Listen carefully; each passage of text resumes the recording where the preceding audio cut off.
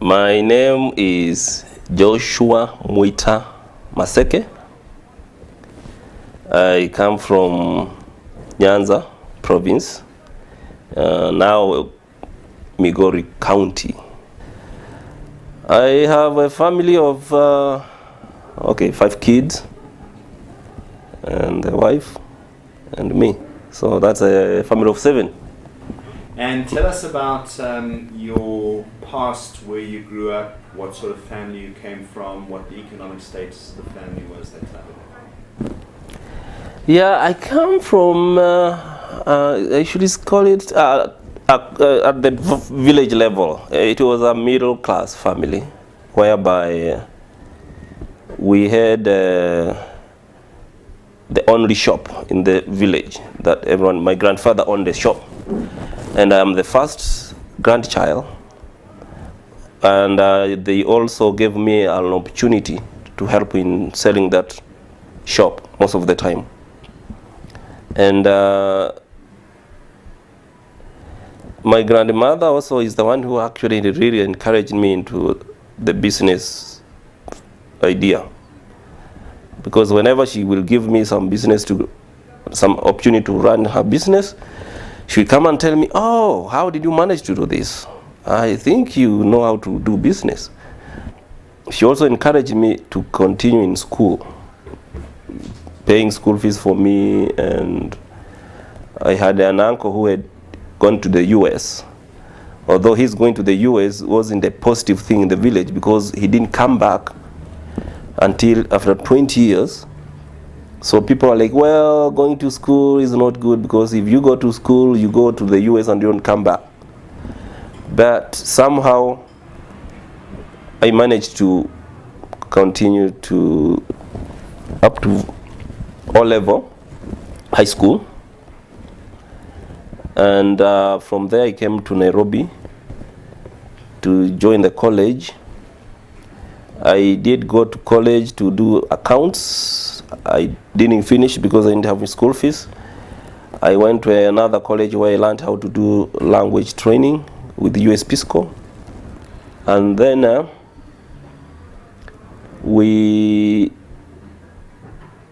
during that time, the training wasn't that easy, because we had many trainers. So most of the time I was out.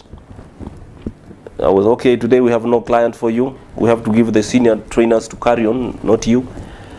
Then I opted to do some work on my own. Like so that was language training, was it? Training people to speak? Training foreigners to speak Swahili, especially in Kenya, Swahili and English. So you were actually introduced to business at a very early age? Mm-hmm. Yeah. And is that what attracted you to business, going into your So when I came to Nairobi, after the training on how to do language training to the foreigners, people who work in UN, people who work in missionaries, who work in Kenya, then the college or the language school will tell me, okay, we can't give you a job now, we don't have enough clients, so you can wait. But somehow I will have one client say, okay, you can come and help me a little bit here to do some practice on speaking, if you don't have much to do. Then in the process I say, well, I think I can continue doing this. So in the process, one will tell another, one will come, and somehow I just find myself doing the business that way. So what were some of the major things that you learned whilst going through the training? One, you have to be sure of what you want to do. And to be sure, it's through the research that is really centered on. And it made me to know exactly why everything happening in the business, this is what I learned, everything happening in the business has a reason. For example, if you made more money, you need to know why did you make more money. And if you had no money coming in your business, then you have to know why. What is the reason? Then that helps you to be able to find out, and the research thing come in as well. And there are cases where you be able to know, oh, okay, I know why I don't have the money this time around is because maybe it's a bad season, or maybe there's something somewhere maybe I've done. So if I kind of pinpoint the problem, then I try to see if it's good, then it helps me to know and move on. And that is one major thing that I've learned. And how have you been able to practically apply this information that you learned? There's one practical thing, the language thing I am doing. By the way, I was meant to go to the village, but I didn't go. After the training, I had to go on because also I was one of the person picked to be the trainer for the DBSP Kenya. So that also made me to stay longer, and I wanted to improve on my language training. So after doing my research about it, because I want to set a center whereby I could maybe increase my profits, but I found it was so expensive to own a center, given that we teach foreigners, and the foreigners, they usually reside over upmarket areas, and upmarket areas, rental houses and stuff like that are very expensive. Now I opted to do something else, which I'm doing currently. I opted to start a second business, which is selling motorcycle spare parts. And that came because the motorcycle thing came recently, and so many of them around. So after doing a research around, I found that in my area, in my village, there are so many people with motorcycles, but buying the spare part is not easy. I found also one of my relatives who is running a kind of a business here in Nairobi, a little bit outside Nairobi, is running the motorcycle. So I told him, okay, what if we open this in my village? We have 2 towns. Actually, we had 3 towns that we were interested in. The first one was the one which is very close to me. That was my first priority. But after research we did with him, we found out that the further town, which was a little bit further near Masai Land, was where we could make more money than the one which is closer to us. Then one fear came. We are very far in Nairobi, both of us. How are we going to run it? We say, well, the main reason here, or the more important thing, is to control our finances. How are we going to control our finances? Then I come up with the system on how to track the stock, and also to control the prices, and to do that. And I managed to convince him to help, because he is the one who knew actually all the names of these items. I didn't know them, but I managed to convince him to help me do it. So in December last year, we went, actually in November and December, but by December we had already set up our center. And now the only challenge we have is sending there the stock, although it's not that big, but we are managing. So far, we are running the business, and we are paying ourselves salary at the moment, 5,000 each person, and we have employed 2 people. We are paying them as well. And as at now,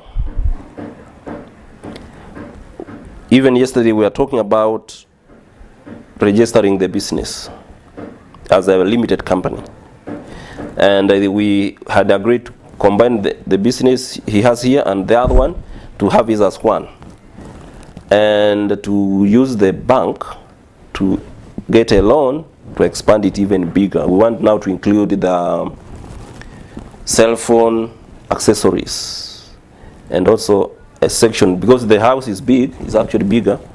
We want also to have a small section where one of the employee will sit with the money, M-Pesa, sending money using the phone. So just a little bit small place, just one table is enough to do that kind of business.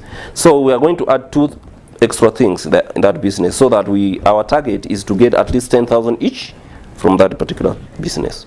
So How much money did you use to start these businesses, and where did you get that money? Well, that's a good question. I have been saving money, and I had like 300,000. I wanted to buy a car to help me move around Nairobi as I train people. But I realized that even with a car, there's too much traffic jam. It might not help me much. I wanted to go to a motorcycle. Then I said, well, many of my friends said, no, motorcycle, you're going to break your feet and stuff like that. But I could afford to buy a motorcycle if I wanted. But I say, well, my main reason why I wanted to buy a car is to increase my income. So if this is also part of the thing that can help me increase my income, then I go for it. It was from my own savings, and I put in my 150,000 to this business, and my cousin also put in 100,000. So we all together put 250. Were you able to save money before you went on the DBSP training, or is this only after the DBSP training that you were able to save money? Before DBSP training, I wasn't keen on what I'm saving and why I'm saving the money for. Because I would want to say, okay, I want to save money so that I can buy land, I build a house. I would save it, but somehow in the middle, I would get all the money and do something else. But this time around, I became more organized in a way that, okay, this money is meant for this, for investment in a business. And alongside, I will have another money saving. Okay, this also is meant for other things, like in any other emergencies. So I have two ways of saving. I have the money saving for businesses, and I have the money saving for other personal development in terms of family. So I wouldn't have saved that much if I had not gone through DBSP. What changes have you noticed in your own life and the life of your family since going on the training? Well, to be honest, there is some quality of life in my family. There's more quality, and each step I make, I'm concrete sure that here, actually, this step I'm doing is fine. Like I was staying in the house, I was paying 8,000 shillings.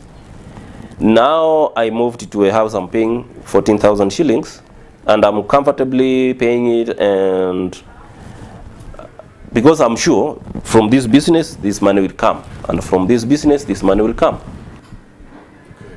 And any closing comments that you want to make? Well, actually, what I was saying is, when we do business, people doing business, they always think they're not employed, you know. But if you see your business as your employment and part of your source of income, and then do it with all your energies, then I'm sure you'd succeed. What kills us is, okay, you know, I'm not employed, I'm still looking for a job, while life is going on. But after DBSB, I just gave up in thinking of getting employed, and I know the business is the only way out. I'm happy, I'm the boss of my own. I adjust my calendar the way I want, you know. And if I employ more people, the better for me. I have managed to take my brother to university now.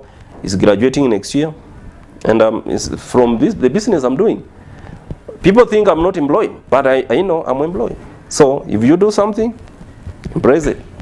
And what advice would you give to somebody else wanting to start a business? Just start small and be patient. You'll watch it grow. You'll watch it grow. Remember, if you respect your business, the business will respect you, and it will help you to do better.